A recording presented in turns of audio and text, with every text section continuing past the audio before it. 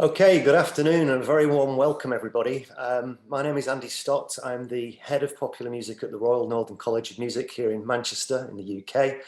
I'm saying this because I'm introducing myself to people who I don't know all around the world who are joining us for this afternoon's session. So a very warm welcome to our RNCM students, alumni and staff, to our young people on the RNCM's Pathfinder scheme, to our guests from the Brit School, who are forming an exciting new partnership with the college. So welcome to you. To our partners in our Interplay network. So we've got students and staff in the room from Codarts University for the Arts in Rotterdam, the Conservatorium van Amsterdam, and Thornton School of Music at USC in Los Angeles. And also a very, very warm welcome to Nile's own foundation guest, the We Are Family Foundation. Before we start, just a housekeeping point. If anyone wishes to ask a question, please put it in the chat box and we'll get to it when we can. I will read those out to Nile and to Merck and they will respond in turn. So please use that for questions only. There are many of us on the Zoom and this will help get your questions through to us later. Now, we have two giants of the music industry who really do not need introducing, but I'd like to mention some of their career highlights.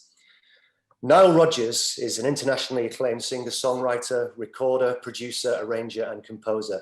His output has totaled over 500 million in album sales and an additional 75 million in singles. He's written and produced songs for Sister Sledge, Diana Ross, David Bowie, Duran Duran, Madonna, Lady Gaga, and Daft Punk. He's the chief creative advisor to Abbey Road Studios in London. And he works also with Andrew Lloyd Webber, who has called him the greatest living music legend. Nile Rodgers, we are delighted to have you with us this afternoon. Thank you. Alongside Nile, we have Merck Mercuriadis.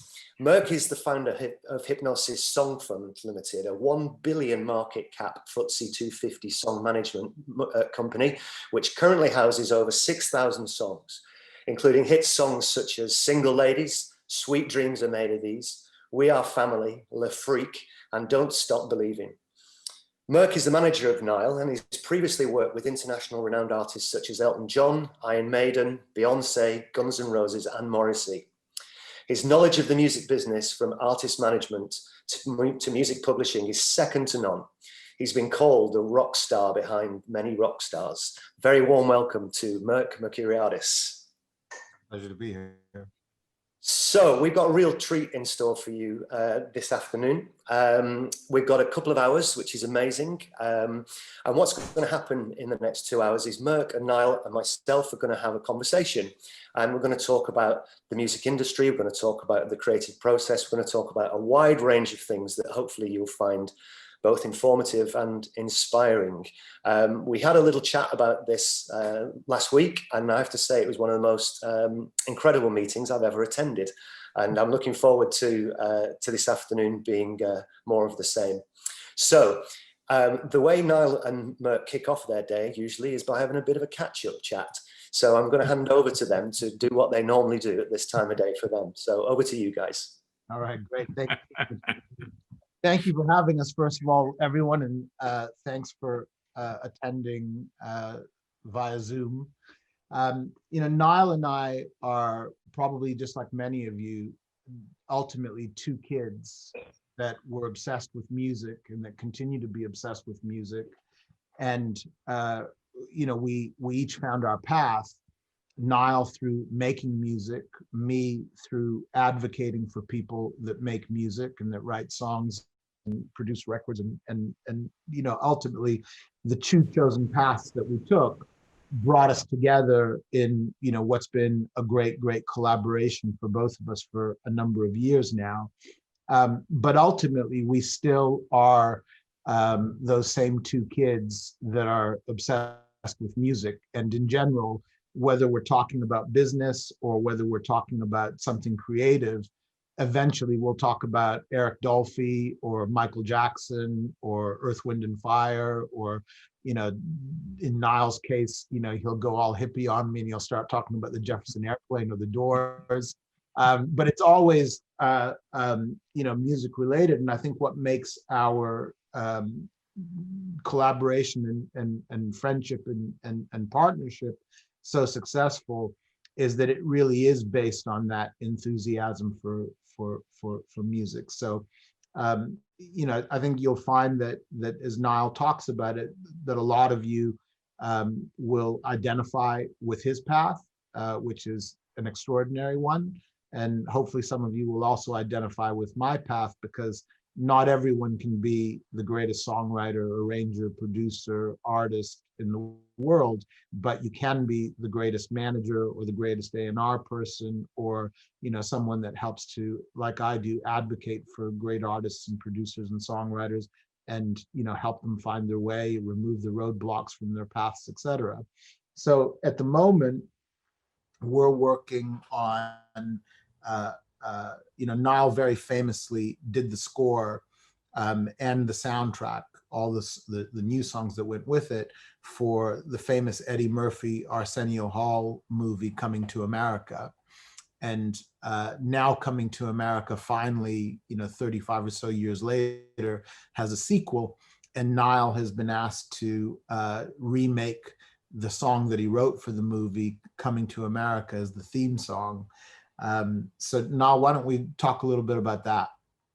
Yeah, so it was really interesting, because when the project was first announced, everybody just assumed that I'd be the composer for the film, for the score, because most people believe that the score of the original film is just as big of a star as Eddie Murphy. The score really, I was very, very passionate about it. We probably had over 150 musicians playing on it, everybody from the LA Philharmonic to Baba Olatunji. And the reason why I wanted to make a film score of that scope and that magnitude, because it had to be the reflection of this sophisticated African prince, a character whom we had never seen before. But they didn't call me. And that's typically because directors like to work with composers that they're comfortable with. So I didn't make a big deal out of it. I was completely cool. And then finally, out of the clear blue sky, we get a phone call that says they want me to redo the theme song, which I thought, oh, okay, you don't want me to do the score, but you want me to do the theme song. And I approached it once again with a certain passion. I said, well, okay, now if you look at the one sheet, it talks about how now Eddie Murphy, who was a prince in the first film, is now going to become the king. And he also has a son that he never knew that he had, who's now in America. So now Eddie Murphy has to come back to America. But now he's considerably more regal, and in a strange way, I don't know if you want to say more African, but because he's an adult, he's lived in the kingdom of Zamunda for another 30 years. I thought that to have an African artist represent the theme song. So let me just give you a little history. So in the first film, I had Zulu artists perform the beginning and had American artists, Western artists perform the end. Now the script is sort of flipped now. Now at the end of the movie, when Coming to America, when the theme song plays, we have an African artist. We have Burna Boy coming in, and obviously the style of music has changed. So we have Afrobeat meets hip hop meets whatever Burna Boy is. So it's been a wonderful journey, because what we found out last night, this was great that he said that typically Merck and I start the morning recapping. What we found out last night was Eddie Murphy looked at the movie in its entirety and said, wow, this shit is fantastic. It's not going to come out at Christmas, which is what they thought. They wanted to put it out at Christmas because of, they figured that would be a big motivator for people to come back to the cinema. But he thought, man, this is so big, this is so important. let's wait until it's really safe so people can pack the movie theaters and have a great experience, which then led us to say, oh, now we have more time. Now we have more time to work on the composition, which is exactly what a composer does not really want, because the more time you work on it, the crazier you're going to get. You're going to keep saying it's not finished. We love to have uh, borders and constraints and days that are deliverables, and they say you got to have it written by this day. So today we wake up and now we have more time, and God only knows what that's going to turn into. Well, we But, did the original song Nile did with a band called The System. So Nile wrote the song, but he had The System perform it because The System were a really hot band in 1985, and they had a great sound. But we recognize that in many ways Nile produced that record, very specifically for The System and what their sound was. So now we fast forward to 2020, remaking this record. As Nile points out, the script is flipped because the movie ends up in a way that really celebrates Africa. So we put Burna Boy on it. But before we get to that point, Nile and this is what makes Nile such an incredible person still to be making records with, 40 odd years later, is that he understands that, what he's really good at, and he also understands what other people are really good at. So Nile brought in Watt, because the sound of radio is something that changes every few years. So you might be an incredible songwriter, but that doesn't mean that you have your finger on the pulse of what's happening on the radio at any moment in time. So, Watt, having done, just been #1 with Dua Lipa, having had possibly the biggest record of the last couple of years with Shawn Mendes and Camila Cabello on Señorita, Nile brought Watt in and he sent him the files. And within about 48 hours, Watt had remade the drums, sent them back to Nile. Nile was suddenly riffing off of that, redoing guitars, redoing the structure of the song, that then allowed someone like Burna Boy to be able to come into it very, very authentically. And Nile has worked with Burna Boy quite a lot over the past couple of years, but it was able, we were able to create a platform for Burna Boy. And now we're in this position where, having this additional time and having Burna on the record, we're now making decisions of, do we put Bruno Mars on the hook? Do we leave, do we make the hook a female hook and make it Cardi B or Megan Thee Stallion instead? Or, high class decisions and high class problems, but all ones that despite the fact that many of these people may be famous, until you put them on the record, you don't really know whether or not they're going to pass muster and whether or not it's going to be the successful collaboration that you want it to be. So we've been on it all week, talking to Cardi B, talking to Megan Thee Stallion, figuring out what Bruno wants to do, etc. And we were doing all of that in the context of, and you needed to have finished yesterday. So last night, getting this phone call where they said, look, Eddie's seen the movie and he thinks it's so great that he doesn't want to be the guinea pig of trying to open up at Christmas and wishful thinking that people will be back in theaters. So it looks like they're going to give us a little bit more time, and that we'll be able to try this experimentation of exactly who fits on the record and who doesn't fit on the record in a way that allows Nile and Watt ultimately to not only be satisfied as artists, but to be satisfied commercially. Because part of the dialogue between Nile and I on a daily basis is, on the one hand, we want success, right? And we want that success because, we want as many people to hear this music as possible. And Nile can tell you a great story about his education and how ultimately he comes to listen to some pop records that he thinks are whack, but he has a very influential teacher, probably not unlike Andy, set him straight. So now maybe why don't you talk about that? Talk about how you started your path in music and how you went from being a snob to being a man of the people. So when I first started out, I was solely into classical music and what we call modern jazz, bebop, and that's really what my life revolved around.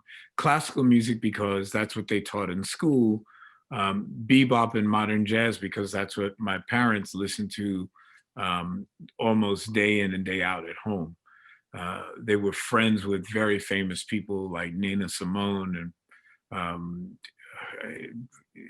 Thelonious Monk and Miles Davis and people like that were just in our sort of inner circle.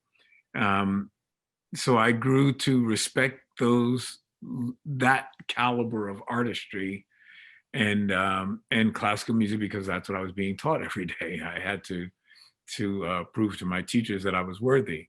Anyway, so I went along that path for quite some time till I was around 16, 17 years old, maybe a little older. I guess around 19. I got my first real job, professional music business with Sesame Street. So I was around 18 or 19. But I was still doing what we used to call pickup jobs. I don't know if you guys call it that now, but a pickup job basically was a person calls you on the phone and it says, we need a guitar player for a little combo this weekend. We're doing these songs. Do you want a job? And typically it was for really almost no money at all. And typically I pretended to negotiate, knowing perfectly well I was going to take the job no matter how little it was paying. So one particular day I was going to my tutor, and this guy was just a brilliant jazz guitar player. And I walked into my lesson that day, and he could see that I was sort of visibly upset. And I normally am not upset. I'm a pretty happy-go-lucky guy. But he could see I was really uncomfortable. And he asked me, he says, remember, he's super jazz guy. So everything was like very, very lyrical when he spoke. Hey, little brother Nile, what's wrong, my man? And I said, well, Ted, I got to play this gig tonight. And it's like real bullshit, man. It's really, really lame. Wow, my man, what's wrong exactly? And I said, well, we got this set list and I got to start with this song by the Archies called Sugar Sugar. And he said, okay, what's the problem exactly? And I said, that's the problem. I got to play Sugar Sugar first. He said, you mean Sugar Sugar, the song by the Archies that's been #1 for about 3 or 4 weeks? And I said, yeah, that's Sugar Sugar. Well, what's the problem? And I said, because it's a lame composition. And he went, whoa. So let me understand this.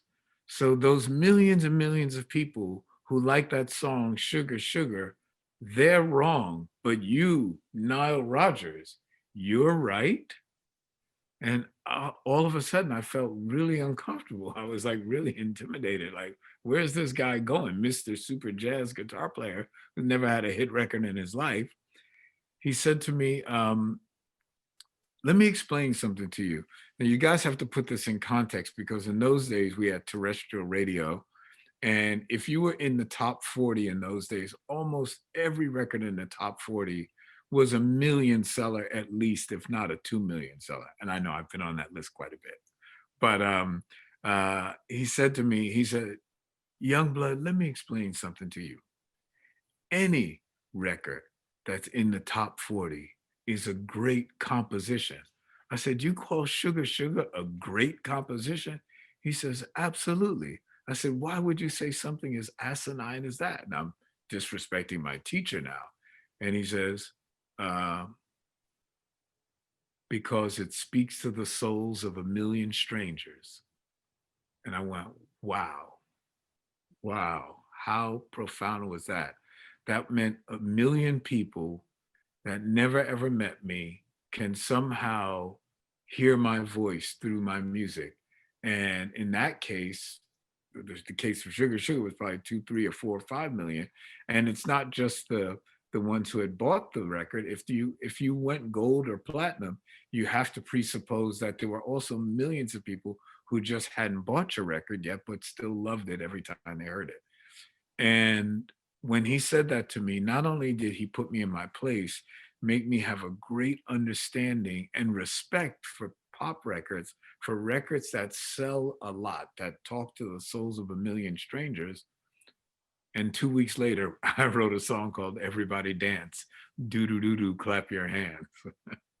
And it would go on to be a million seller. And that was how my band Chic got a record deal.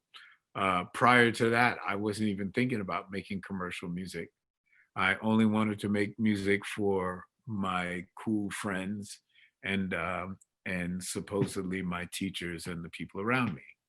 But what's interesting though is that you actually took these very complex jazz chords and voicings, and you created a pop song out of that. So ultimately, you know, like my thing, which I'm a big believer in, is that every artist wants success, but the key thing is to have the success that you want to have and not be corrupted by the opportunities that might get thrown in your way that might bring fame or success faster, but that are not in keeping with who you want to be. I think one of the things that's really remarkable about Nile's career, and it goes literally from the Chic records to all of the collaborations that he's had right from the beginning with Norma Jean through to Diana Ross, through to David Bowie, through to artists like Duran Duran and INXS and Madonna, you know, right straight through to Daft Punk and everything that he's doing today, is that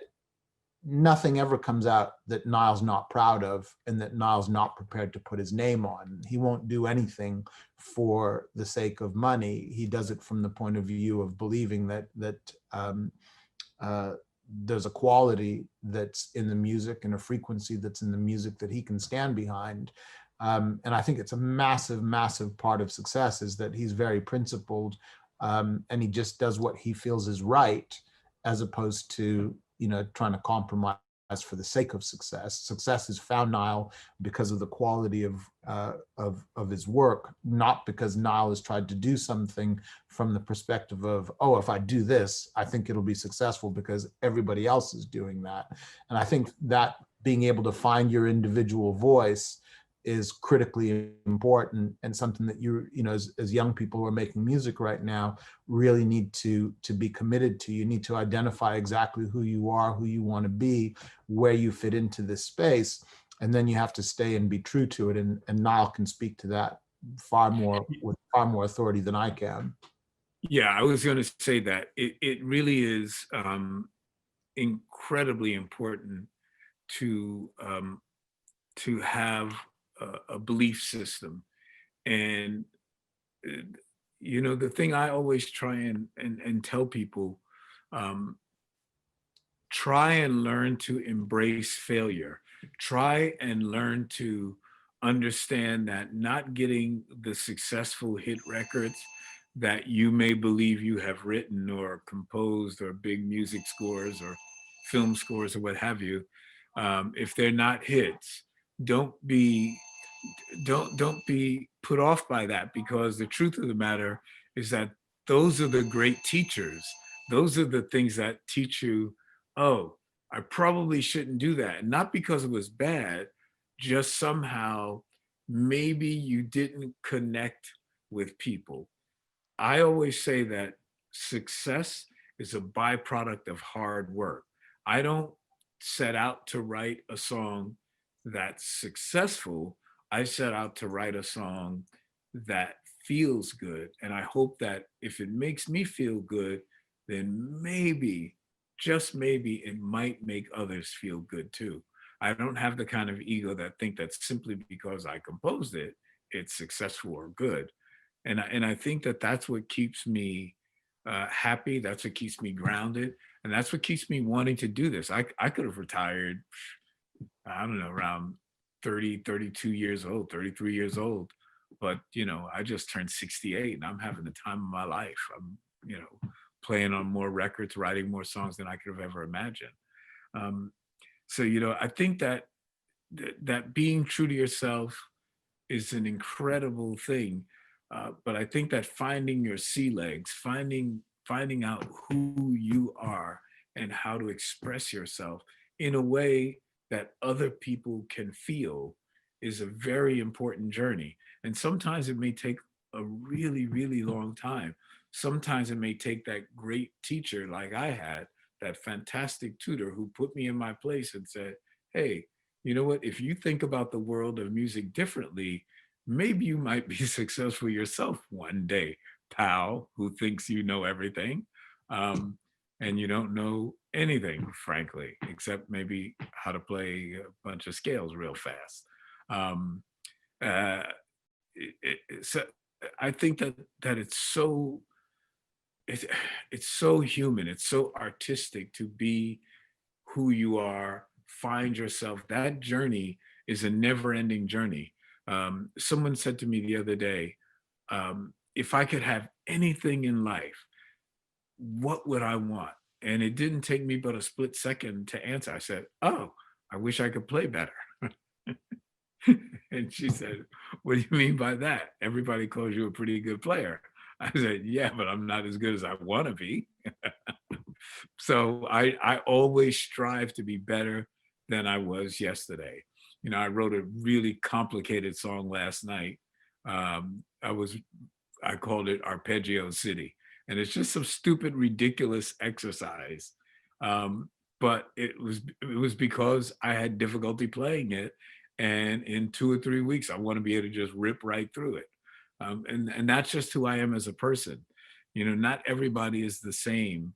And I know that in today's world, success seems more seductive than it did when I was a kid. Like, you know, because we have television shows about being successful overnight and things like that, and being superstars. And I'll tell you honestly, just the fact that you're involved in music, like I think that Merck is just as happy as I am, even though I would never call him up and say, hey, Merck, can you play the drums on this song? I think that he gets off on music the same way I get off on it, because he's learned who he is and he wants to be a better version of that the next day and a better version of that the next week. I hope that makes sense to you guys. I would love, I know we probably have a lot of people, but I don't want to pontificate. I would love to engage with you. I'd love for you to ask me questions so I could actually deal with stuff directly, because that makes me feel like I've actually given you something instead of me just Well, let's going start, on. before we go there, let's start by giving them a little bit of how, you know, knowledge can go a long way. So, you know, I grew up as a punk rock kid, and I always thought that musical knowledge might get in the way of creativity. And Nile is really the person, you know, even before I knew him, that proved to me that that wasn't the case. So, you know, Nile spends his time at a very, very young age going through the Sesame Street show as the guitarist, going through the Apollo Theater as the guitarist, finding, you know, the kind of great musical collaborator of his life, Bernard Edwards, and those guys go to work trying to find who they are as musicians, artists, songwriters, etc. And they finally land on Chic, and Chic has this enormous success, you know, right from the get-go. Dance, dance, dance, everybody dance, I Want Your Love. Le Freak becomes the biggest selling single in the history of Atlantic Records and still is to this very, very day. Good Times, you know, possibly the most influential song of all time, very much the basis of what hip hop is today. They make incredible records for Sister Sledge that they write and produce. They do the same thing with Diana Ross.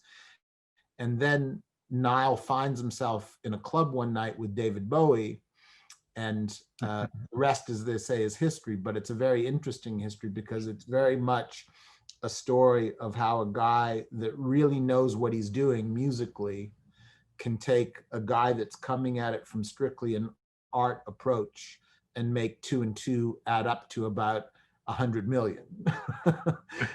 So I know Nile's got the hit maker not far from his reach there.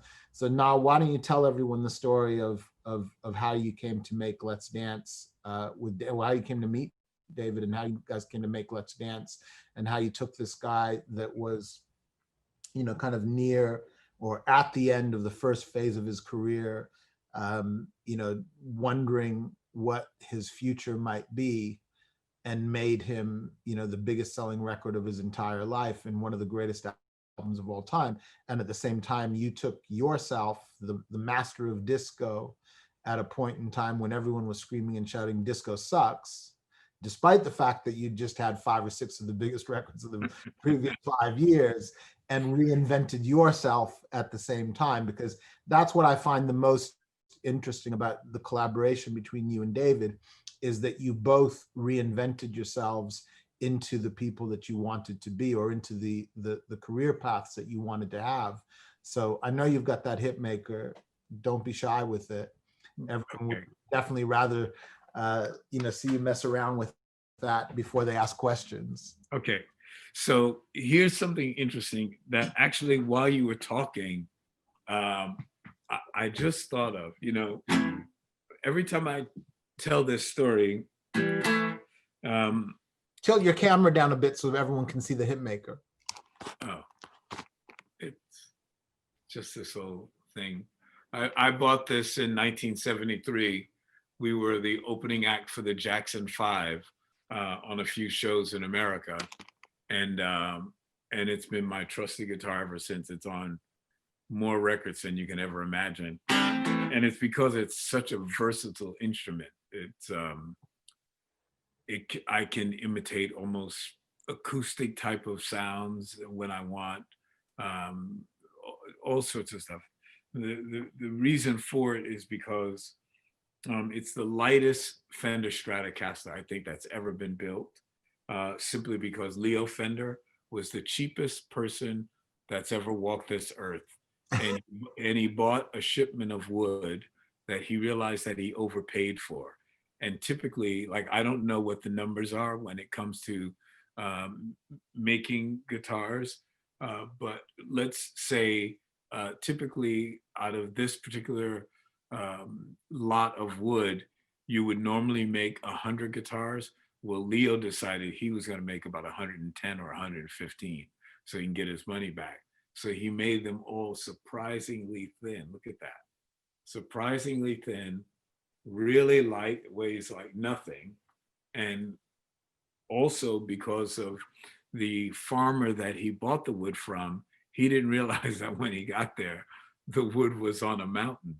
So in fact, when he got the wood back to California, it was already dried out and they could work on it right away. So it hadn't been grown at sea level. And anyway, so that's the long story of why this thing is so amazing and fantastic, and why I live by it and love it. But anyway, so I meet David Bowie at a nightclub one night early in the morning. And actually, Merck, you're going to learn something new now. I didn't know. You know how I always tell this story, and you guys have to forgive me a little bit, but in those days, in the early 80s, we used to do a lot of drugs and a lot of drinking and a lot of partying. And whenever I tell the story, I know that I walk into the club with Billy Idol, but I never say that I drove him there, because I don't remember driving him there, but I do remember he and I going in the door together, or at least being inside together or something like that. Come to find out, just a couple of days ago, and you'll appreciate this, Merck, the person that I actually drove there was Jimmy Douglas. He and I were working on a recording that night, and we were going all night, and he couldn't believe that I could stay up all night. So I just dragged him along. By the way, you guys don't know this, but Jimmy Douglas is a very famous recording engineer. He worked at Atlantic Recording Studios, which is where I cut most of my stuff when I first started. At least that's where I mastered most of my stuff. But anyway, so I was with Jimmy Douglas, and he and I drove up. And when I got there, that's where I saw Billy Idol, because he and I used to hang out every night. So that story is now going to be updated. But anyway, I walk in, and Billy Idol and I see David Bowie at about the same time. And Billy goes, and I don't like to do accents because it seems like I'm making fun of people, and I don't really mean that. It's just that to my American ears, this is how it sounded. Billy went, bloody hell, lost David fucking Bowie. And as he said Bowie, pardon my profanity, but that's the exact words. As he said Bowie, he barfed because we were drunk. He says, David, it's David effing Bowie. And it all over the place. By the time he finished barfing, doing that number, I was already over with David, talking to him. And Jimmy also corroborated this the other day. He said, Nile, you guys didn't talk to anyone at that point. Once you and he met, and you notice I've told this story for years, I said that David and I were like, it was almost as if no one else on the planet existed. And Jimmy was right. Jimmy came there with me, and he said he finally just left because he couldn't get in a word edgewise. Billy couldn't either. David Bowie and I, all we did was talk about jazz, and jazz on every level, from the most avant-garde to the most straight ahead, fun, poppy kind of jazz, like, you know, Herbie Hancock stuff at the time. And at the end of that conversation, somehow Bowie, just from a chance meeting, we decided that we wanted to work together. He asked me to come over to Switzerland, where we could really just sort of concentrate on what we were doing, and you know, undisturbed. And one morning I was lying in bed, and he came and he knocked on my bedroom door, and he says, once again, don't want to make fun of his accent, but you know, American ears, everything sounds funny to me. He comes, he knocks on my door, and he goes, Nile, darling, I think this song's a hit. And he starts playing something like this.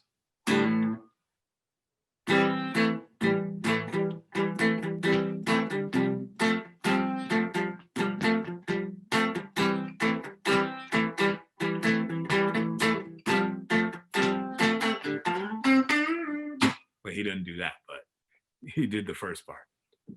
So when I heard that, David was playing on an acoustic guitar, and it sounded quite folky to me to play.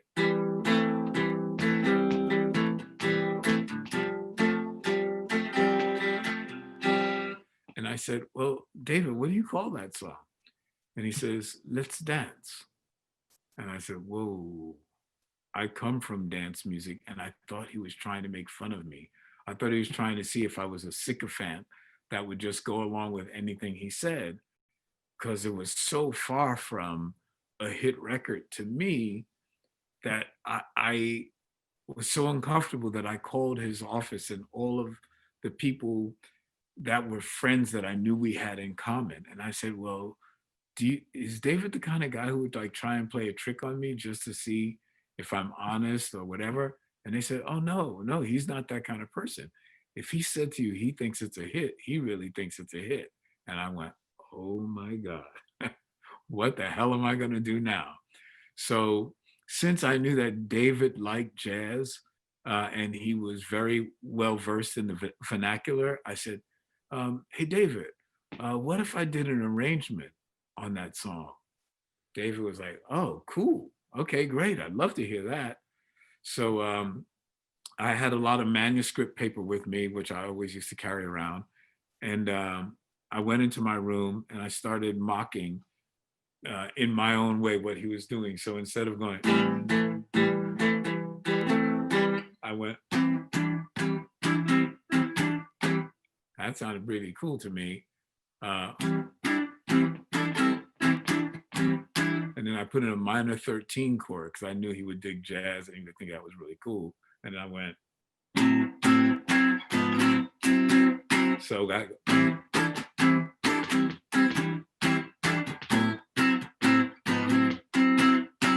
but you know, it still didn't have that thing to me because on the guitar, even though A minor is, you know, sort of bright sounding because the overtones and the harmonics and stuff like that, I decided to move it up to B flat, which is a half step higher.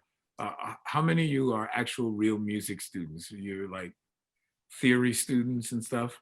Okay, so you know how our teachers tell us that B flat minor is the key of death. It's the death key. Yeah, I moved it up to the death key. I went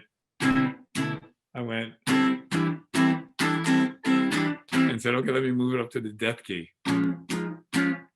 Now that is darker, but if you play it on the hit maker,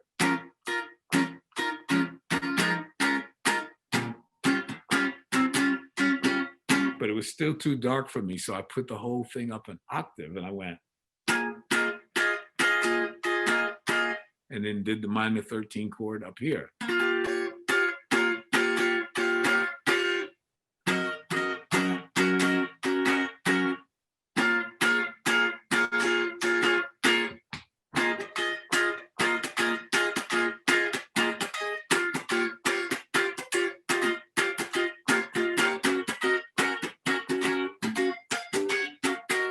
You know, that kind of thing. So I was just starting grooving and funking. And because I was afraid of the whole disco sucks thing and I didn't want to make it too funky, but it really started to feel right to me. I just wrote out a whole arrangement. We called some jazz musicians. We were in Lausanne, France, and we called our friends from Montreux Jazz Festival. You were going to say, Merck? you said France. Oh, I said France. Oh, Switzerland. Duh. They were speaking French.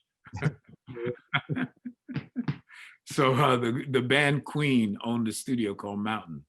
So we went to Queen's studio and we called these Swiss jazz guys, and they just read the chart down, and it was pretty funky. And I told David, I said, you know what, David?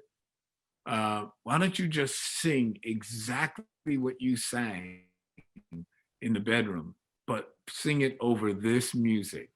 And I know Merck has heard this now because we actually have found a demo. David's family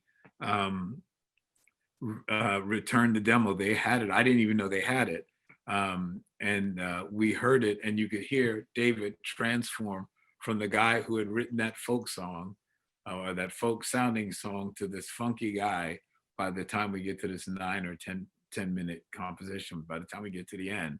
And it was just such an amazing thing to have the technical wherewithal to know enough about harmony and, you know, and just all sort of little things that came together. Like the reason why I could make those chords work, which were primarily jazz chords, was just because of the concept of, as you well know, smooth voice leading, simple voice leading. So even though it was hip chords,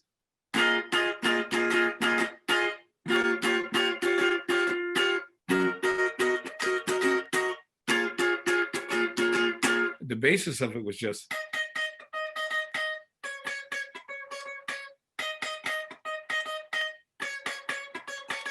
that's really all it really was, as cool as is. So anyway, we went from something that was, in my eyes, nothing like a hit, but had potential. And I was able to use psychology and insight and knowledge, technical knowledge, good harmonic knowledge, and make a pop song, which ultimately wound up being David's biggest record of his entire career, changing my life considerably and changing his life forever. I mean, it made it just, it's the kind of record, if you only had one, that's the record you want to have. And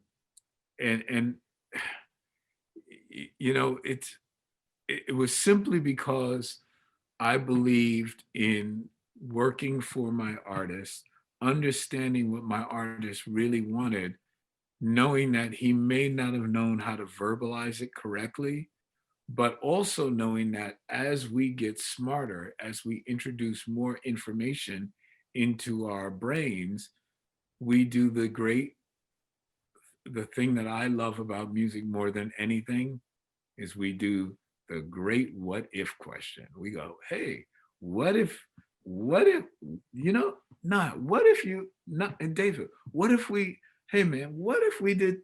And that's the thing, is that it was a great series of what ifs, and it turned into Let's Dance, and then it turned into a relationship where I wound up doing, you know, 5 other projects with David throughout the course of my life. So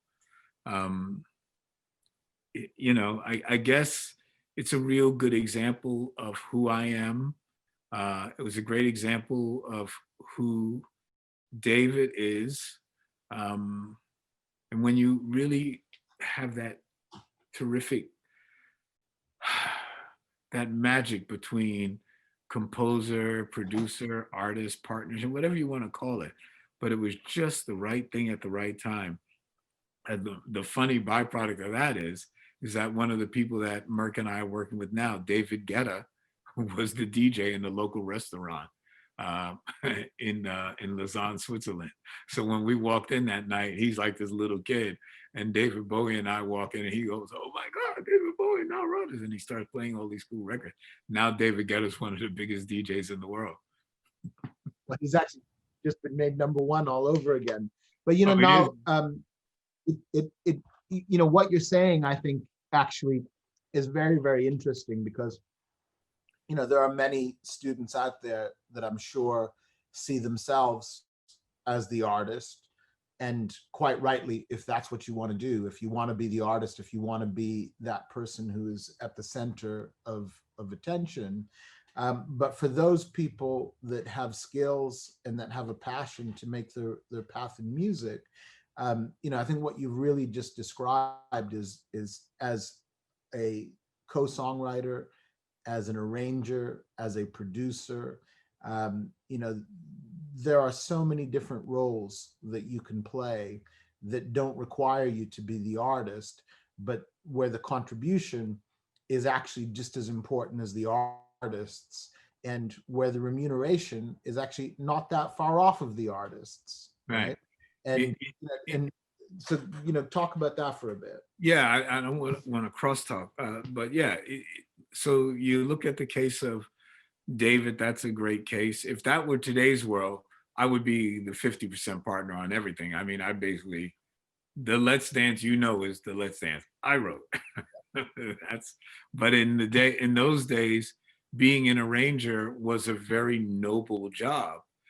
In today's world, that I was the co-writer. I mean, you know, the Let's Dance that we hear is much more from my background than David's background. He didn't understand tertiary harmony, the concept of it. He learned like most guitar players. Like a guitar player goes, "Oh, this is an A chord, or this is a G chord, or this is a D chord," and they know one way of playing it. I don't play like that. I don't look at music like that. I can spell chords anywhere on the neck. Like the neck, for me, I know where every note is. I know where everything is.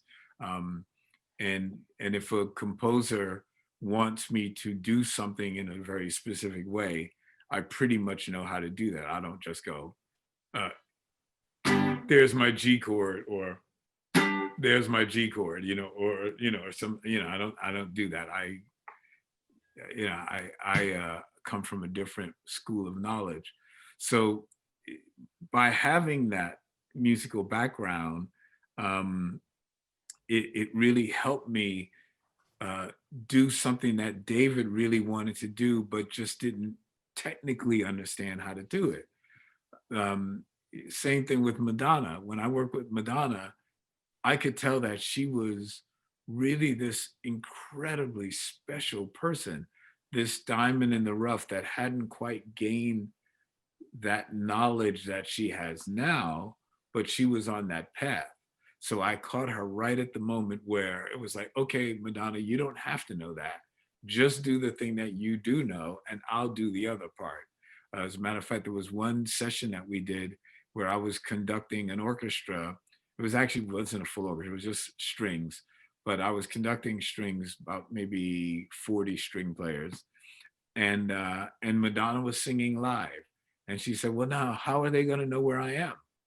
And I says, you don't have to worry about it, Madonna. I'll know where you are and they'll know where I am. And she couldn't believe it. And we did it live and she started crying on the record and she wanted me to take it off. And I said, no way. I mean, that emotion, I want people to hear that. That's how you really felt at that moment. It was so beautiful and so overwhelming to you, and so real. I want people to feel that realness. And that's when people, when artists trust you, you can, you know, it's something that I've always been committed to let artists know that I have their best interest at heart, because pretty much my thing has already been done. Even though I don't feel like it's been done, I keep doing it. But in my heart, I know I'll probably never have any records. Well, I don't know. I guess Get Lucky shocked me. But I didn't know it was going to be some big mega smash. I never know anything's going to be a big mega smash. Except when I was a kid, I knew it more because I was in the middle of the scene. As I get older, I just try and be as musical and as cooperative as possible. And I try and keep an open mind. I learn from people.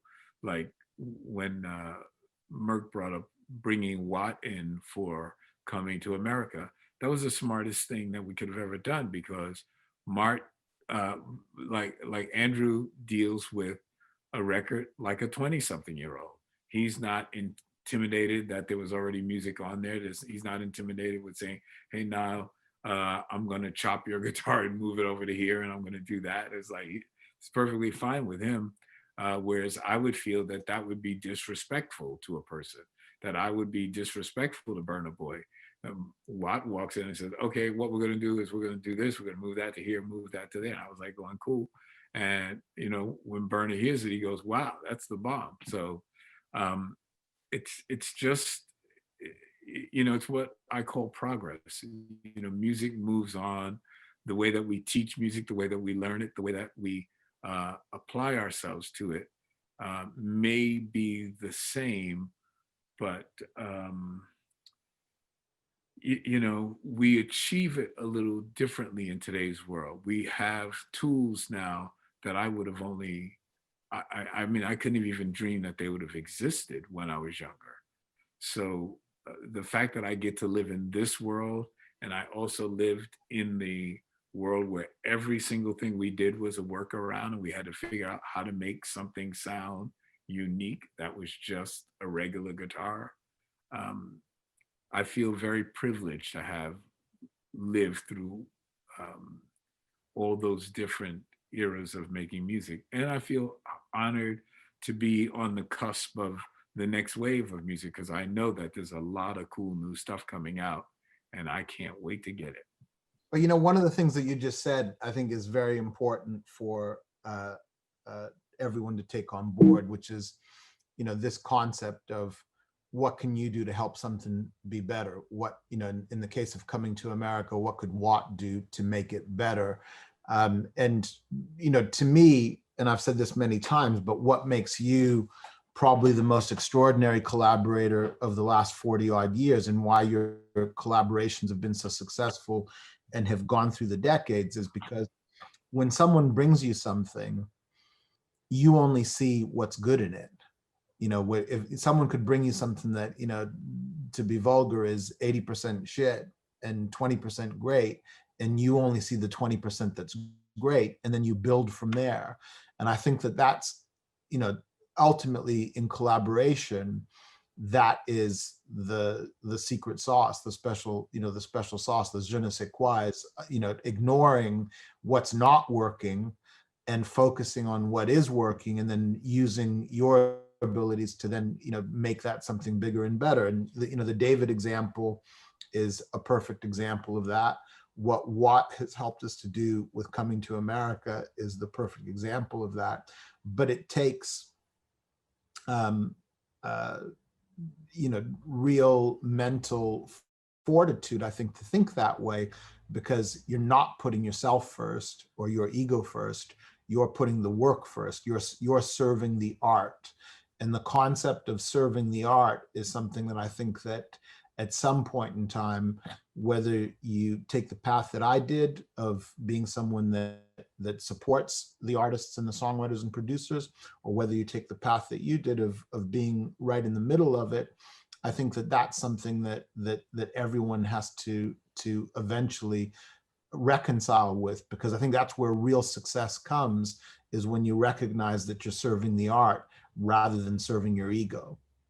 Yeah, I have to say, Merck, I am, and you probably have seen it now, and you might get frustrated with me, but I am completely seduced by creativity. When people come to me with an idea that other people may think sucks, frankly, I listen to a certain part of it and I go, wow, that part is genius. Why don't we snatch that part out and build a whole thing around it? That's just how I am. I believe that all artists intrinsically know what they want to say, but they may not have that internal knowledge base to say it properly. And sometimes I can help them say it.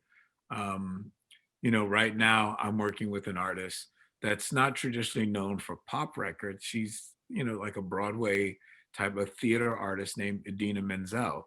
And what's really interesting about my relationship with Idina is that she's a trained musician. She is very, very smart. And when we talk, it's with complete respect, but she also knows that I'm trying to help her see something that she's not yet seen. As famous as she's been, as successful as she's been, is that, I say to her, Idina, I believe that we're all on a certain arc. And I think that I've caught you around here. I want you to go from here to there. And that's the record I want to make. I don't want to make Idina's last record. I want to make Idina's next record. And the only way I can make her next record is to know what her last record was, to know that, Frozen and all that kind of stuff. And, and her coming from theater and, and Wicked and Rent and all that kind of stuff, that was there. But very few artists can go from that medium to the medium where you're just listening to music. And that's what I think pop is all about. Pop, even though we got the benefit of having videos and things like that, I think at the end of the day, my teacher was right, that a great pop song is a song that speaks to the souls of a million strangers. You don't need to have a great video. You don't need to have a great anything but a great song, great delivery, and great emotion. Because most of the time, that's how we're going to listen to the song. Once it's in our heads, when I first heard Latch by Disclosure, I didn't need to watch the video and see the cool thing that they did on their face. I just loved the song. I just could hear it over and over and over again.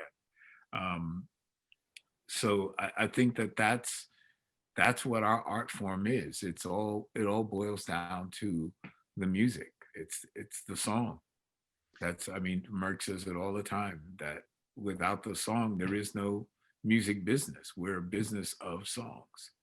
So on the subject of songs, a few years ago, as the music business was starting to change in its fortunes, we'd had 15 years of technological disruption that effectively allowed people to listen to music for free via legal downloading. And that, gratefully, has evolved into streaming, and streaming has made it more convenient for people to pay to listen to music. And, over the last 4 or 5 years, the revenues in this business have grown. And, we can certainly look at all the students that have joined us. And I think there's something like 200 people on with this right now. We wouldn't have been able to look at those people in the eye 5 years ago and say the best days of the music business are in front of them. Whereas right now, I think we can really look at them in their eyes and say that the best days of the music business ever are in front of you.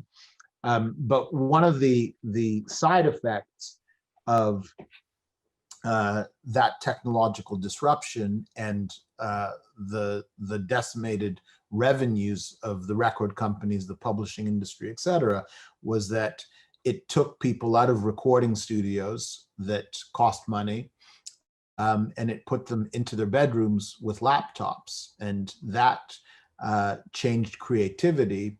And in many ways, I think it changed creativity for the better.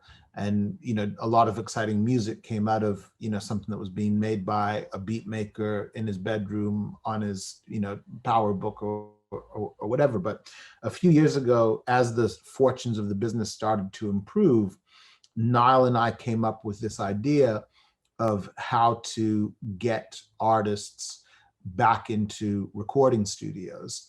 And because we felt that the money would be there, and we felt that it was time for music to evolve and to become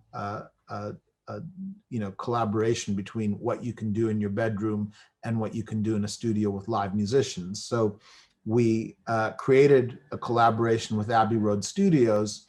Nile became the chief creative advisor of Abbey Road Studios and has been very, very successful in helping the studio revive its fortunes, and it's full pretty much 7 days a week now, even in a socially distanced post-COVID environment for the moment. But over the last 3 years or so, we hold songwriting sessions there, and in a week or a 10-day period, we may do as many as 30 songwriting sessions with the biggest artists in the world, where Nile just has everyone rolling through and he sprinkles fairy dust on everything that they're doing. And during the course of that, Nile also picks up on young artists and songwriters and musicians that maybe come from different parts of the world. And by the world, I don't mean just geographically, but I also mean in terms of disciplines: classical music, jazz music, hip hop, world music, whatever have you. And earlier this year, I guess about 2 years ago, Nile presented a friend of ours that's just joined us on the broadcast with an award at the Royal Albert Hall as the Classical Musician of the Year. And that got Nile onto a path of really listening to this young man's music. And eventually Nile turned around to me one day and said, "That guy is going to be able to write pop songs." He's not just what people think he is, although what they think he is pretty amazing. But we had the pleasure earlier this year of being joined by this young friend of ours in pop writing sessions at Abbey Road, and he was sensational. So Andy, why don't you introduce our pal that's just joined us? Okay, yeah, thanks, Merck, and thanks, Niall. What a great last hour that's been. It's going to get a little bit better. We've got another guest entering the conversation, and then we'll try and open it up to some of the questions that you guys have been putting. We've got some great questions coming in, so thank you for those. So joining us in the broadcast now is Sheku Kana-Mason, who, as Niall said, Merck said, was the winner of the BBC Young Musician of the Year competition. Since then, he's become a household name after being invited to perform at the 2018 wedding of the Duke and Duchess of Sussex, which was watched by billions around the world. He's an incredible musician. He's like you guys. He's studying. He's working with an amazing tutor who works at the RNCM, Hannah Roberts, and he's studying down in London with her. And he's going to join us now and talk to Nile and Merck about the experiences that he's having working with them. So a very big welcome to Sheku. Hi, hello. My man. How are you, Sheku? I'm very good, thank you. Yeah, it's great to be here and to be able to chat to you. Great to see you, man. Thank you. I'm currently in London in my bedroom. I'm not making a pop song in this bedroom, but I was practicing practicing my cello, which is what I mainly do. Well, we wanted you to join us, and thank you for taking the time to do it away from your studies and your practice. We wanted you to join us because, you know, I think you are an incredible example to the 200 or so students that are with us today, because, you know, in terms of where they're at in their studies, you know, many of them are exactly in the same place that you are. You've had an incredible path. I think that many of these same students can have an incredible path as well. And I just wanted you and Nile to be able to talk a little bit about, you know, that and you know, really be an example to these great, you know, young people that are trying to do what you're doing, trying to do what Nile's doing. Some of them are hopefully trying to do what I'm doing as well, because it's important to me that executives come through this process as well. But why don't you talk a little bit about that? Sure. Yeah, I think I was thinking about this recently because my mum has written a book about her childhood and my childhood, and one of the things that I kind of not discovered because I already knew, but I think the greatest things come out of just being interested and taking all of the opportunities that you have. And I think the most I would definitely say that the most interesting musicians and creative people are the people who are interested in everything that they're doing and interested in life, and that's yeah, that's something that I've been thinking about a lot recently. That sounds like you, Nile. I know.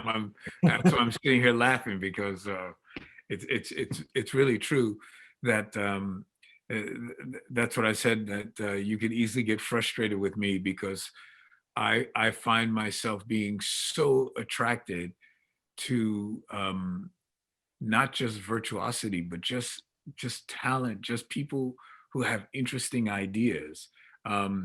When I was working with Chic, and we were just in the studio, and he was just in the studio just riffing and doing his thing, and then all of a sudden, out of the back of my, you know, I'm talking in the studio, and I said, "This guy, is he playing triple stops? He's playing triple stops on the cello," and he was into it. It was like nothing to it. He was just like jamming. I was like, and I walked out and I asked him. I said, "Dude." And it was like, to him, it was like nothing. And I was like, okay, I got it, man. You are the man. You are incredible. And it's just stupid little things like that that just fascinate me. And at that moment, I kept thinking to myself, okay, I want to write a duet for him with someone else I know who's like a serious, insane cellist. And but that's just how I am. I just find beauty and curiosity. I think I was saying to the students here, I said that, you know, in our world, one of the most exciting questions is what if. We always go, wow, what if we could, man, what if we tried this? What if we tried? It's just such a wonderful thing because, you know, we can sit down and we could chart out what we're doing, and that's pretty great. And at some point in time, I could think of at least 40 or 50 sessions where I was conducting and somebody made a mistake. They go to the coda and they weren't supposed to, right? And that mistake jumps out and I go, whoa, who did that? And they think they're going to get reprimanded. And I go, wait a minute, do that again. As a matter of fact, everybody, I want all the second violins to play that. And they go, what are you talking about? Just do what he just did. And, you know, with just little things like that just excite the hell out of me, because I know that the possibilities in our world, even though they say that we are somewhat limited because of our 12-tone system and what have you. Well, the fact is that, you know, rhythm and interpretation makes things really exciting for us. The possibilities are endless. It's just that, what if we did it this way instead of that way? What if we put it in, you know, anything, you know, I just, every day I wake up, I have a problem to solve and I love it. I think that's what keeps me excited, because I never want to stop. What am I like am I like a frustrated father? I just want to fix stuff. you know, one of the things that I think makes Sheku so remarkable is his discipline. And, you know, we've had the opportunity over the last couple of years to, you know, try and do a bunch of stuff. But what I always admire about Sheku is that he tries to do as much of it as possible, but not if it's going to take him away from the discipline of getting his studies done and the discipline of him practicing. And, you know, much like you just described earlier before Sheku joined Nile, you know, you want to be, you know, you wrote a piece last night that you can't quite play yet, but the reason why you wrote it is because you know that when you get to play it, you'll be a better guitarist next week or the week after than you are today. And I think that that's something else that you and Sheku have in common is this desire to be better and better and better. Sheku and I had a conversation, I think probably when we were at Abbey Road or at some point in time when we've met, about Jacqueline Dupree. And, you know, he spoke about Jacqueline Dupree with passion, as I would as well, because she's magnificent. But I could tell that even though these words never came out of his mouth, I could tell that as he spoke to her about passion, that in his mind it was, how am I going to be better than that? How am I going to be better than that? So why don't you talk about that, Sheku? Because I think that you know, the one thing that, you know, that maybe people that see you on television or that saw you on the wedding or see you performing or whatever, you know, they think it's this magnificent, glamorous life, but in fact, you have sacrificed everything to be the best that you can be.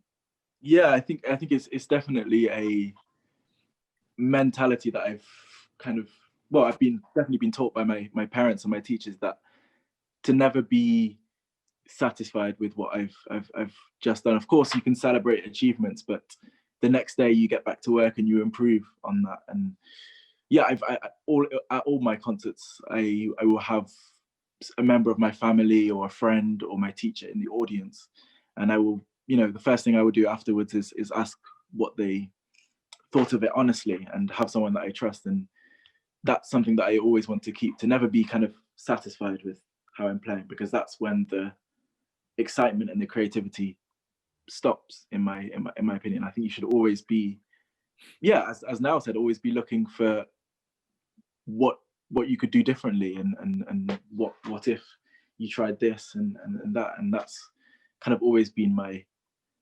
philosophy when it comes to music, and that's what keeps me going and working hard, and keeps me interested in what I'm doing, I think. It's magic, because it must have been, you know, very intimidating for you to come into Abbey Road and, you know, have people like David Guetta and Richie Sambora from Bon Jovi and Nile and all these, you know, sort of rock stars and you know, huge pop stars and everything else.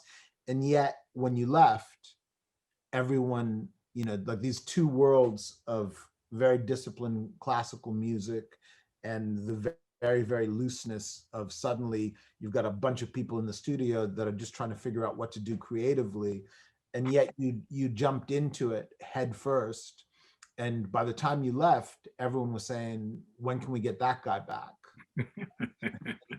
and that's a magical thing. That doesn't, you know, this is something that doesn't happen. And I think that, again, you know, we used the word authenticity when we were talking earlier. But I think that one of the things that you've learned as a young man, within your education, despite your education, who you are as an artist and a creator, and maybe it comes from that fascination, as you were talking about before, with you know, is it interesting or is it not interesting, is that you're totally authentic. And I think that in many ways that can be the greatest attribute that anyone that wants to be in this business, whether they're, you know, wanting to be an artist themselves, whether they're wanting to be a musician, a songwriter, a composer. How do you keep that, you know, in a world that is trying to seduce you right now because of you know, your incredible skills? How do you stay true to that authenticity? I think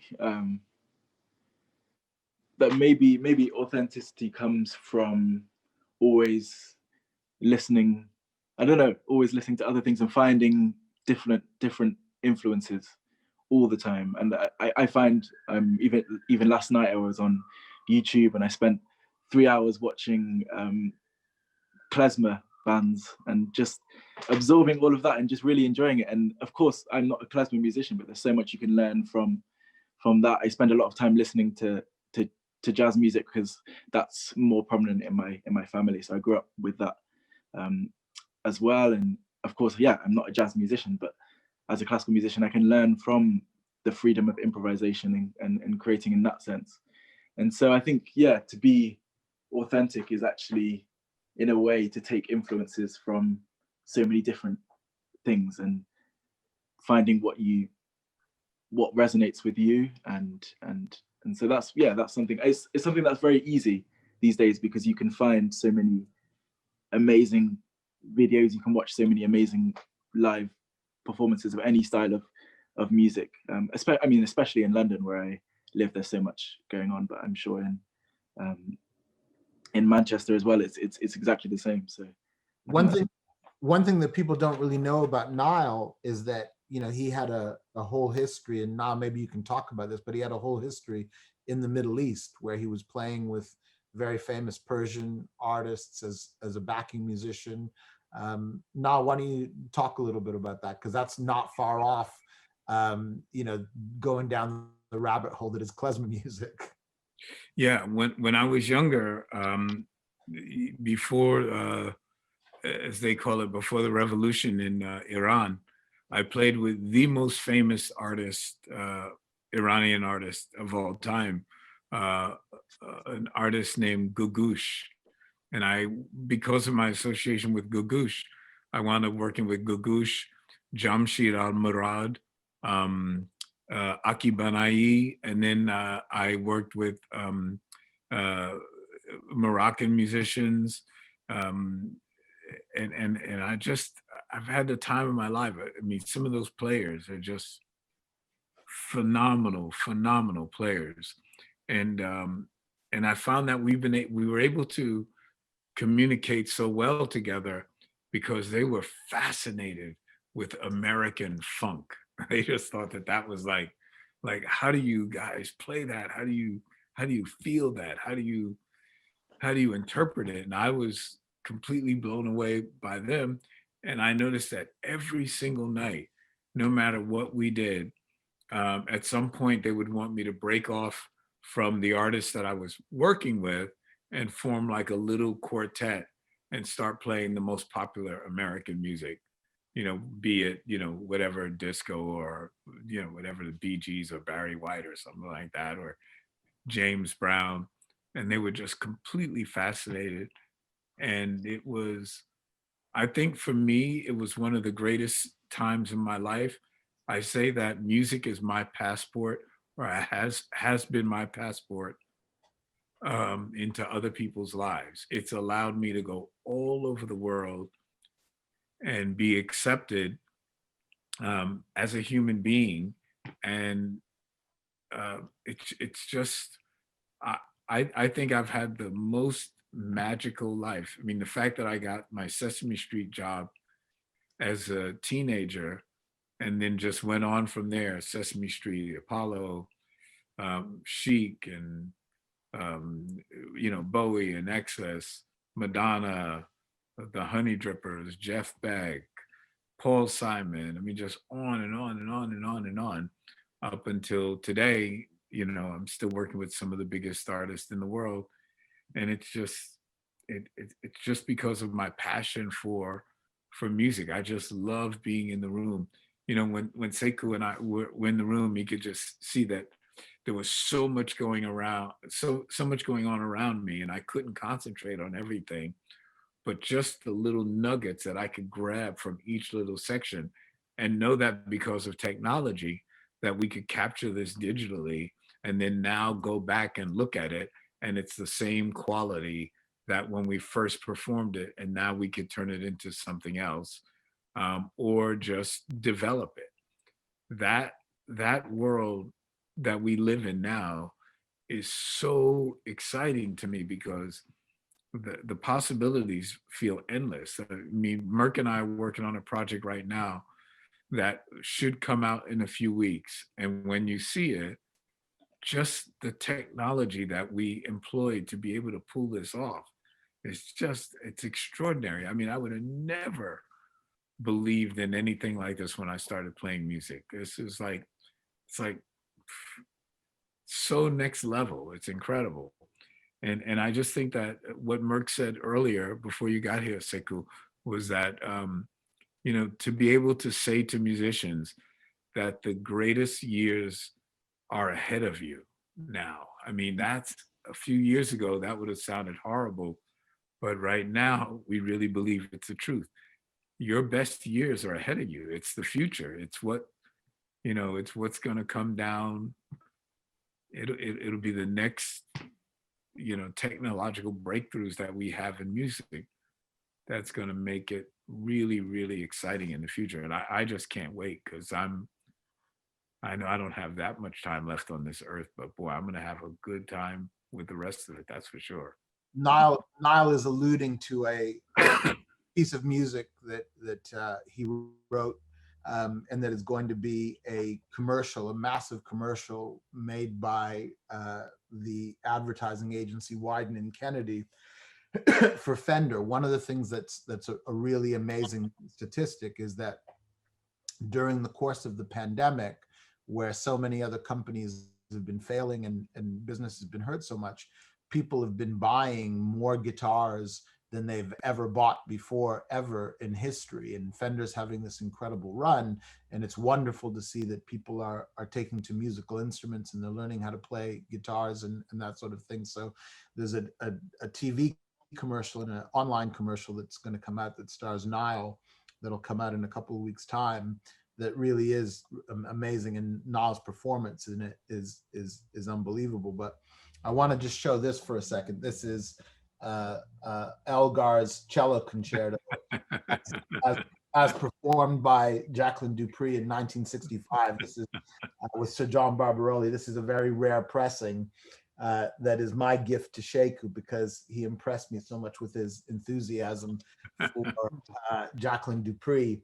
When we saw each other the last time, we obviously haven't seen each other in about 6 months because of the pandemic, but that is yours, my friend. And I want to thank you for joining Nile and I, and I'm sure all the students at the Royal Northern College of Music feel the same.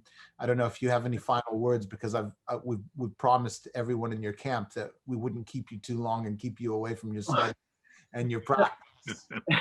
Thank you so much. That's really, really amazing. And that recording is the recording I kind of grew up with, and every time I listen to it, it does make me cry, and so really thank you.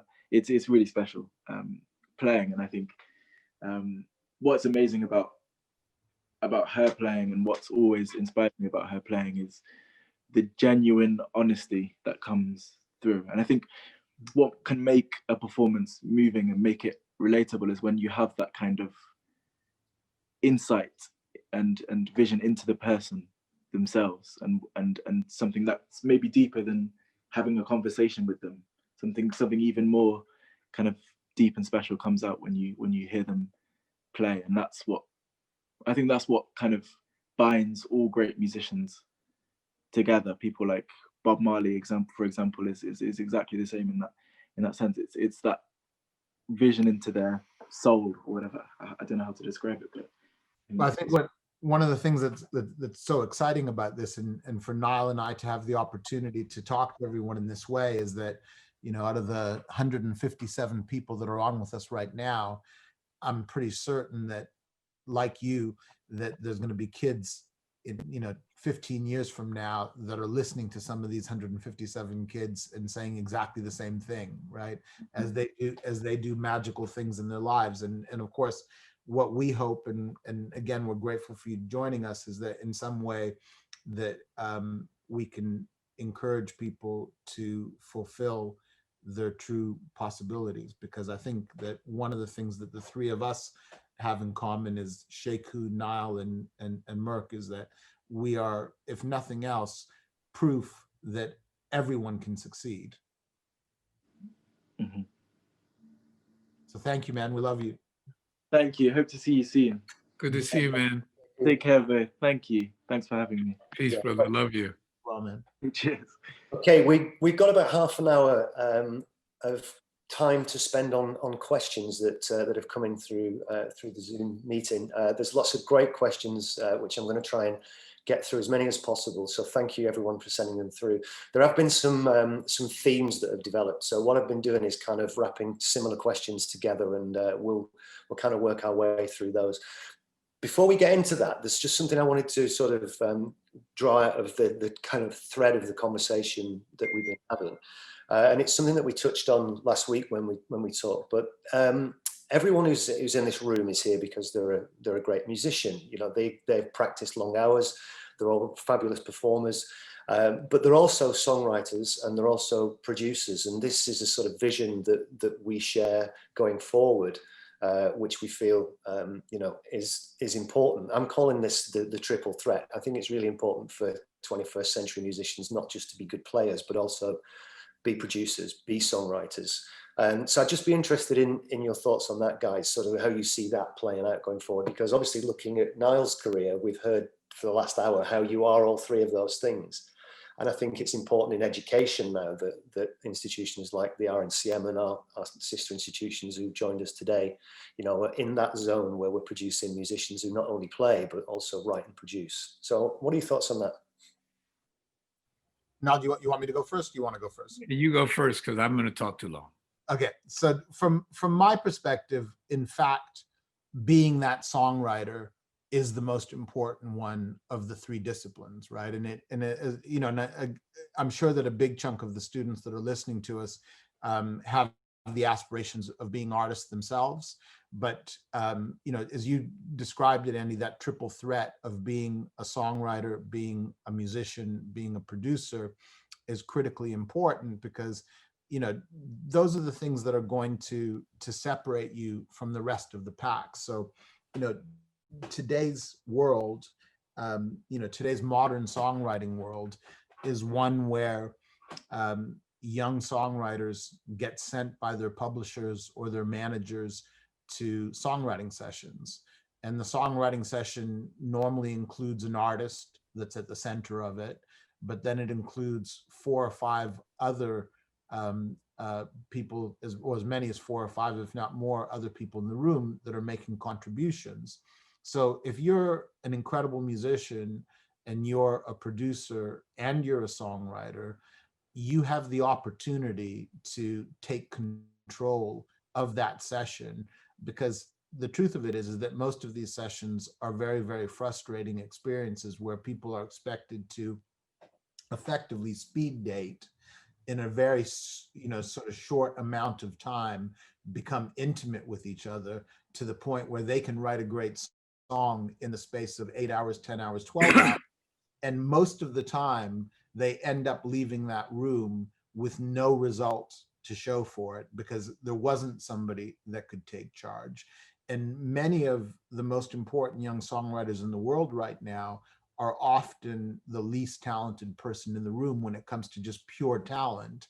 But what they have is they've got the ability, and this is really, I think, what has set Nile apart in his, you know, 50-year career, is the ability to take charge, to produce the best out of everybody, to make everybody feel incredible while the process is taking place, rather than being frustrated or intimidated by the process.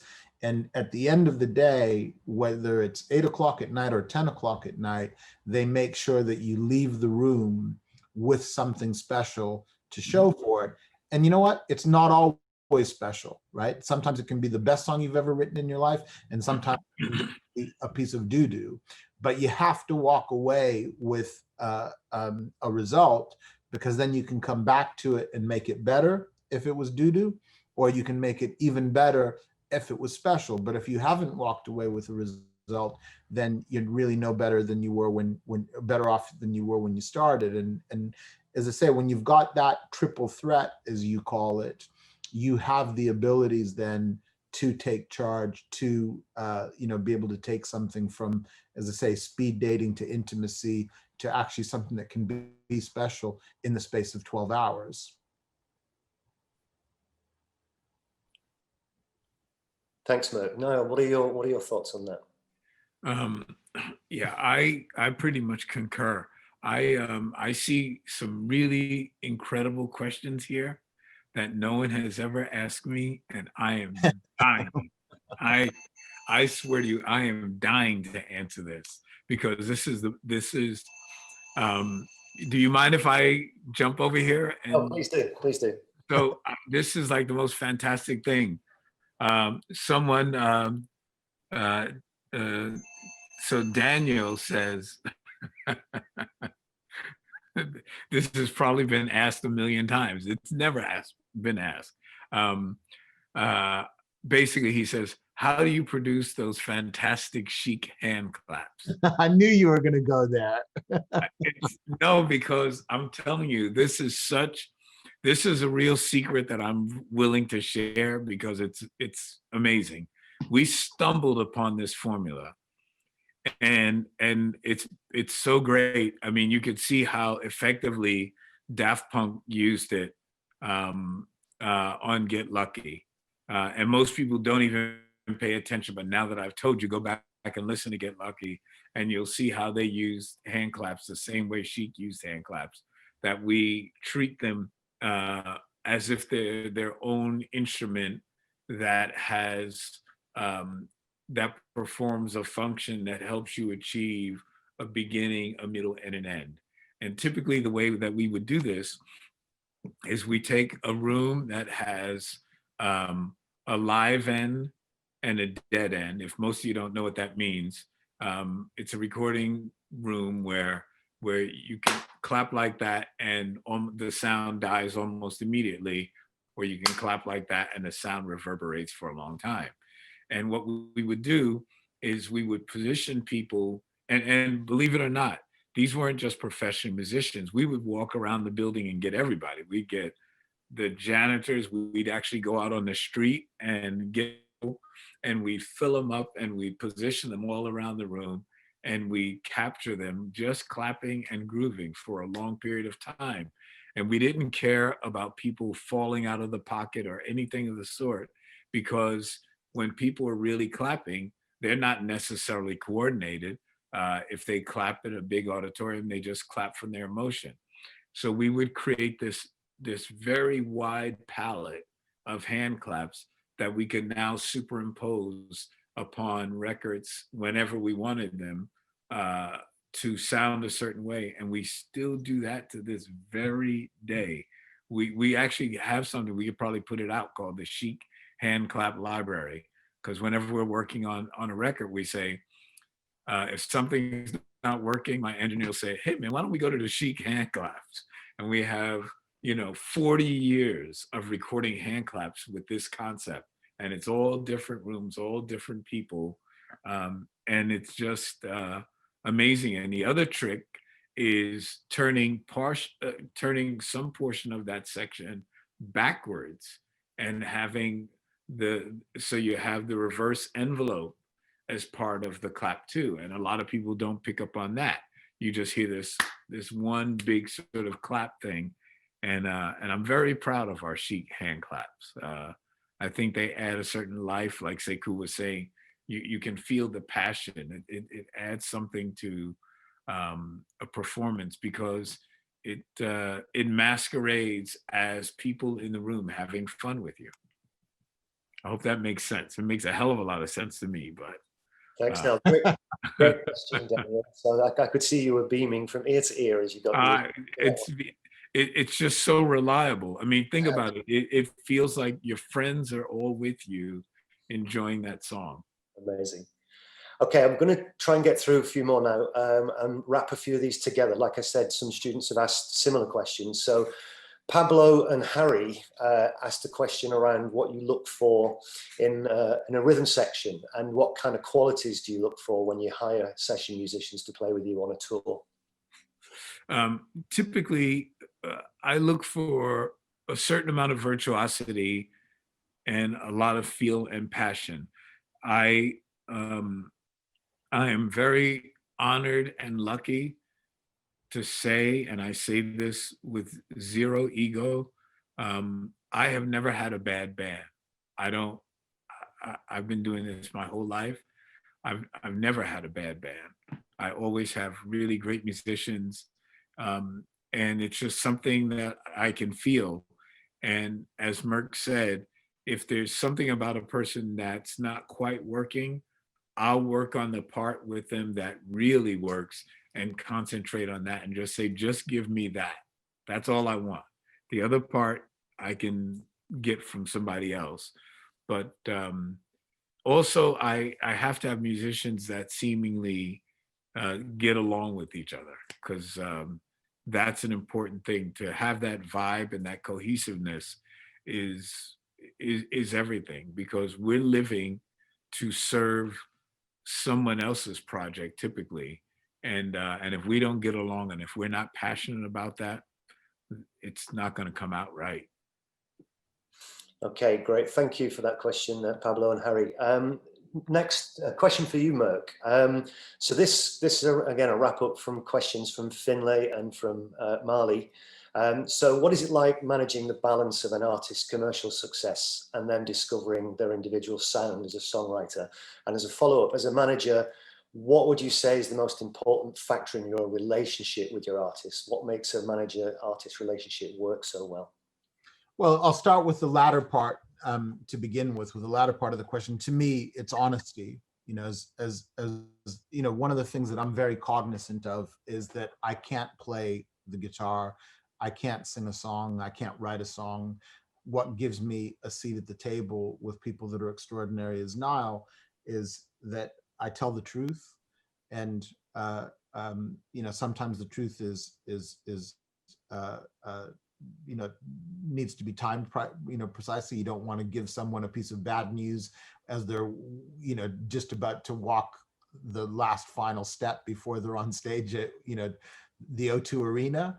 But you have to find the right time, and you have to ensure that the artist is constantly aware of what reality really is, and what the truth of what's going on with their art and their career is. And it's not that different to what Sheikh was just saying about, you know, having a teacher or a family member in the audience that he can trust is not going to be one of the, you know, 5,000 people that walks up to him after the show and says, that was the best you've ever done in your life, because it's not necessarily always going to be the best you've done in your life. And if you're not where you should be, then you've got to trust somebody to tell you exactly where you are.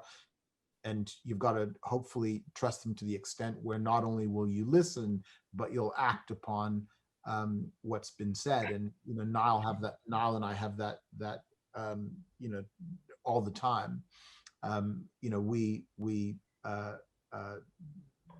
really eliminate the necessity for molasses, the sort of molasses that slows so much of this business down, because we're straight to the truth and straight on to how to make things the best that they can possibly be, rather than, again, being focused on what's wrong with the situation.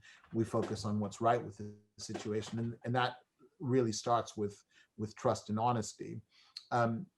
I see a manager's job, going back to the early part of the question, I see it very, very simply. I see my job as being to make other people believe in what I believe in. And I can only do it if I really genuinely believe, because this is an integrity-based business. And, you know, if I come along to you and say, Andy, this is the best thing since sliced bread, and in fact you listen or you look at it and you decide that it's not the best thing since sliced bread, well, the next time I come along and say, Andy, this is the best thing since sliced bread, you're not going to listen to me anymore.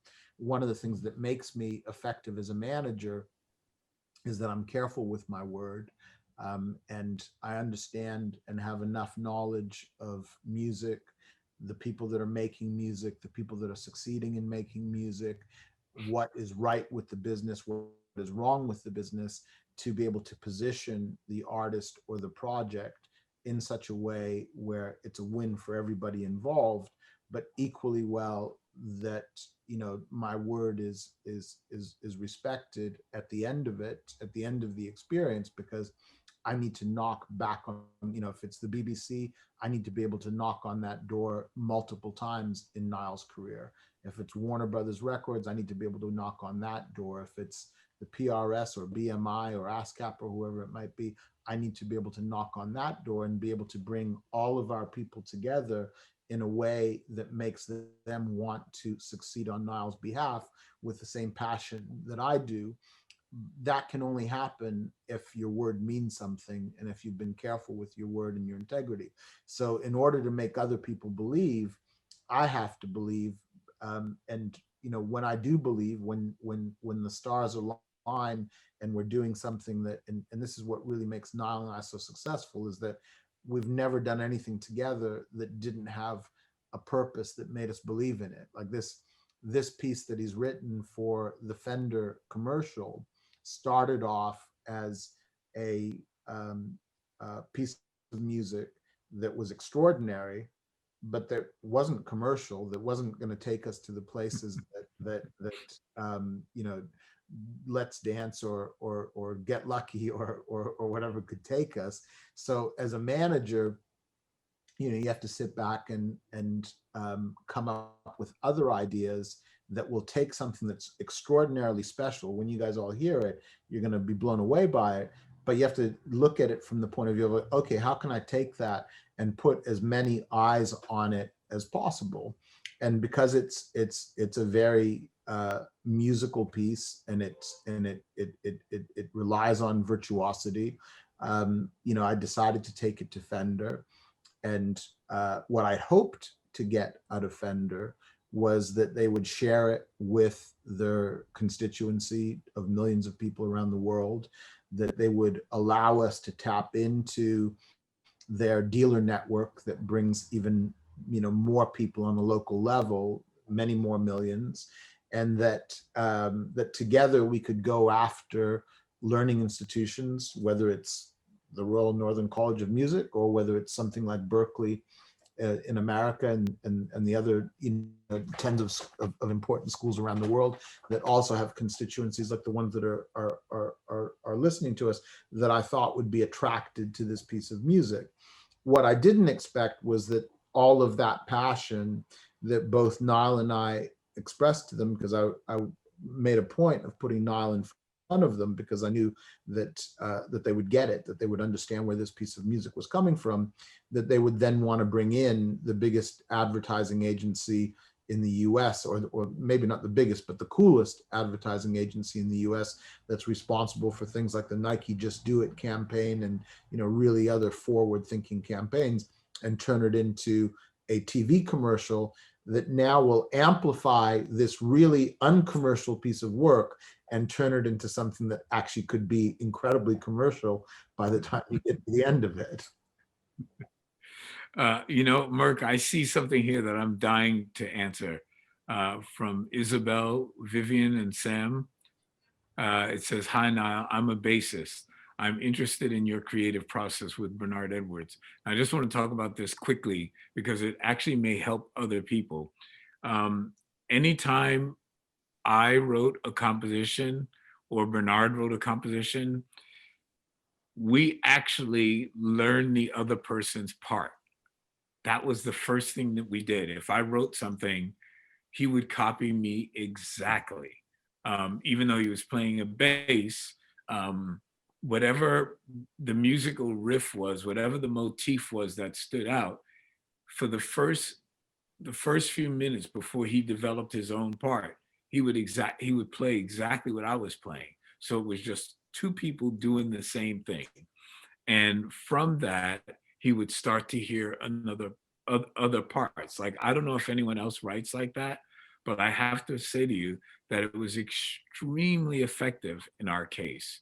And what it would do is that it would teach the other person who had nothing to do with the original idea, it would teach that person what it was about that lick that you like, because they would play it and they'd play it. As I say to Merck, when I first got into the music business, people told me the most effective form of marketing in music was repetition. The more you hear it, the more you like it. So the more this person would start playing what I had been playing for the last half hour, they would start to like it too, and then develop their own part. So that's what Bernard and I used to do, and that's the honest to goodness truth. He would never hear me play a lick and then right away start playing a counter bass line or something to go along with it. He would always play, like if I were playing freak out dun dun, he would play dun dun dun dun dun dun dun, and which is almost what the bass line is to Le Freak. It's almost exactly the same. So that was just a good technique, and it might help you with your songwriting partner when you play a song for them. Let them play exactly what you just played, and see how you guys develop from that. Okay, thank you, Niall. I think we've got time for a couple more questions before we move into the final part of today's session. I think one that's sort of I think a question that younger musicians now would benefit from your experience on both Nile and Merck is a question that Mark has posed here, which is, how have you adapted to the modern world of streaming and online consumption compared to the early days? And do you think that getting original music to succeed and be heard by many is now harder? Shall I address that one now? Yeah, you got it. So, we talked earlier about how, a few short years ago, we wouldn't have been able to say to everyone in this room that the best days of the music industry are in front of them, because it looked very dire, if one was honest, because illegal downloading had killed the business off. As I say, that illegal downloading has now evolved into streaming. And the really key thing about streaming is that it's just made it more convenient for people to consume music legally, because with a £10 subscription, you have access to everything. So it doesn't matter whether it's Bartok or the Beatles, or whether it's Chopin or Chic, everything is there in one space pretty much. At the push of a button, you can listen where you want, how you want, when you want. And it's at an attractive price, because now you can listen to everything for literally £120 a year. And streaming has grown in the 2.5 years since we created Hypnosis Songs, from 50 million paid subscribers around the world to 400 million paid subscribers today, to what is projected to be 460 million by the end of this year, and 2 billion by the end of the decade. And the amazing thing about all of this now is that your music is available to everyone the moment you put it up. So, we can take an incredibly famous song like, We Are Family or Journey's Don't Stop Believing. And now not only does someone in, what we used to call the Western world, whether that's the United States or the UK or Germany or wherever it might be, not only do they have access, but everyone in India has access, everyone in Africa has access, everyone in South America has access. So, we're being, from a Hypnosis perspective, we're being paid royalties right now for Don't Stop Believing in Senegal and the Congo, and places that these songs have never, despite how famous they are, have never earned money before, because previously those markets were illicit. And someone would go to the local bodega and buy the bootleg CD or the bootleg cassette, is a forefather to the CD, and none of that money would ever make its way back to the songwriter or the artist. And that benefits everyone that's listening in two ways. One, it means that the entire world can now listen and pay attention to what they've done and vote with the push of a button as to whether or not they like it. And if you look at a country like India, that obviously has hundreds of millions of people that are now buying smartphones and buying streaming services instead. In the last year in India, the consumption of international repertoire has gone from 8%, because people knew Bollywood and they knew Indian folk music and they knew Indian classical music, but they didn't necessarily have access to the Western artists that they may have heard of or read about on the internet. Now they have access at the push of a button, and the consumption of international music in India has gone from 8% to 42%. And that money is making its way back to the people that really created the songs and wrote the songs. So the opportunities that streaming provides and that a streaming paradigm provides, you know, for everyone that's paying attention this afternoon. You know, Nile and I could never ever have hoped to, you know, Nile alluded to it before when he talked about technology making things possible that he could never have dreamed of. Well, this is it, you know, at the push of a button on a Friday, everyone in the world can listen to your song. It's a magical thing. Great, thank you so much, Merck. I've got time for one more question, which I'm going to put to Nile. And please, Merck, feel free to chip in if you wish. Charlie asks this, Nile, how do you think you've managed to stay so relevant for such a long time when so many artists have their 15 minutes of fame and then disappear? As I said, this probably can frustrate Merck a lot. I'm always just fascinated with creativity. So many records that I do, matter of fact, I'm going to really clarify, most records that I do fail. Most records are flop. But because I do a lot, because I'm always fascinated, because I'm always working, I'll work on 5 or 6 records today. What Merck was talking about when we were doing our songwriting sessions at Abbey Road, in one day, I wrote, I don't know, maybe 25 songs, 5 with David Guetta in what, an hour, Merck? It's like, and all of them were smoking. And I just went from room to room to room, and I could just hear one little nugget and go, whoa, that's the hook.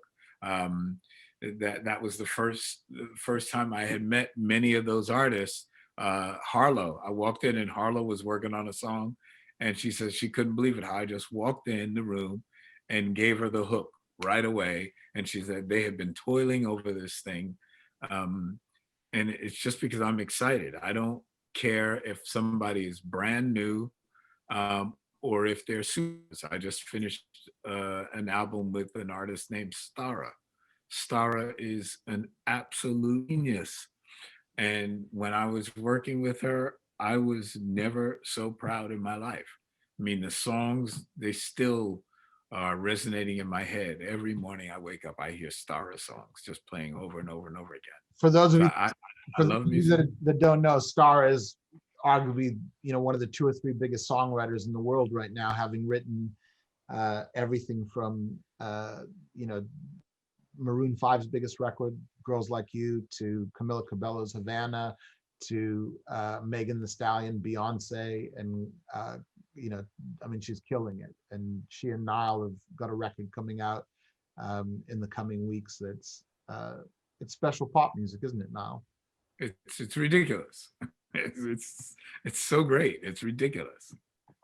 And people won't believe how simple it is, how we have like almost no instrumentation, and it's killing. You can't stop dancing. You can't stop listening because it's just so perfect and so right. Thank you so much, everyone, for your questions. I'm sorry we couldn't get to answer all of them, but I think there were some themes that developed there that have perhaps answered most questions that were put forward.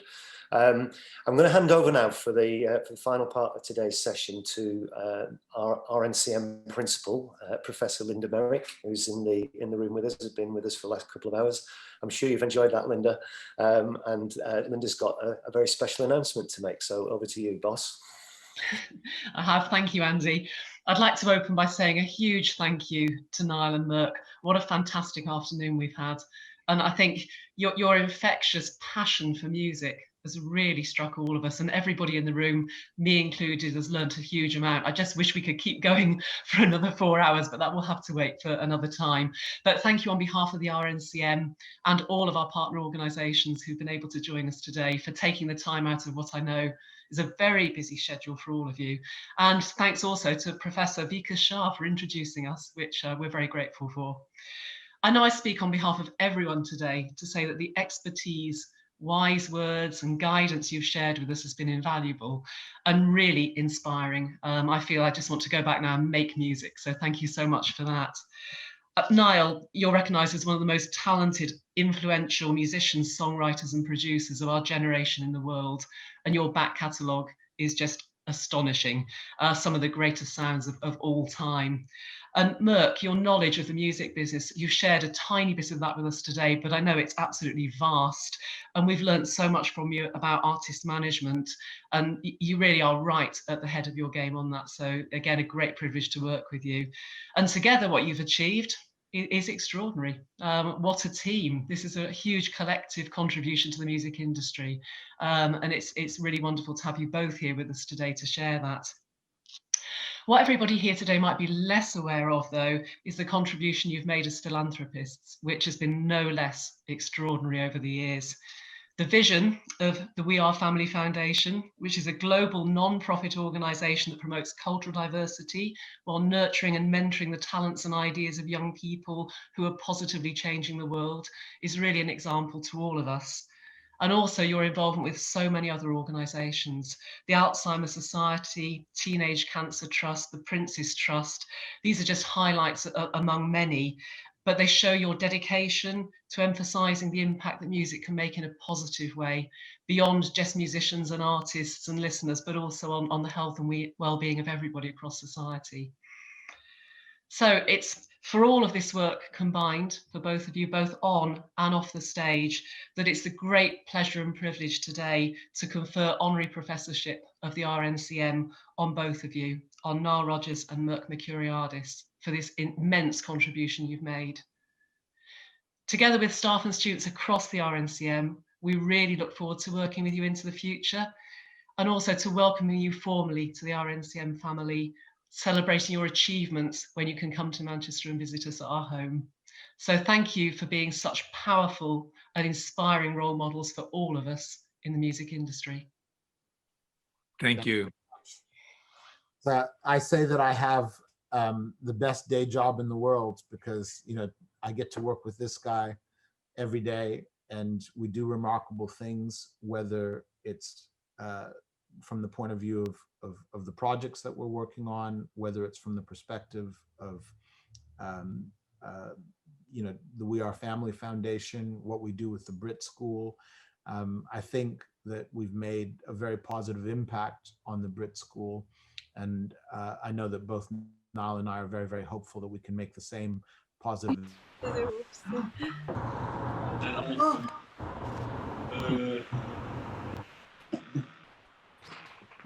And we've been hacked by the students.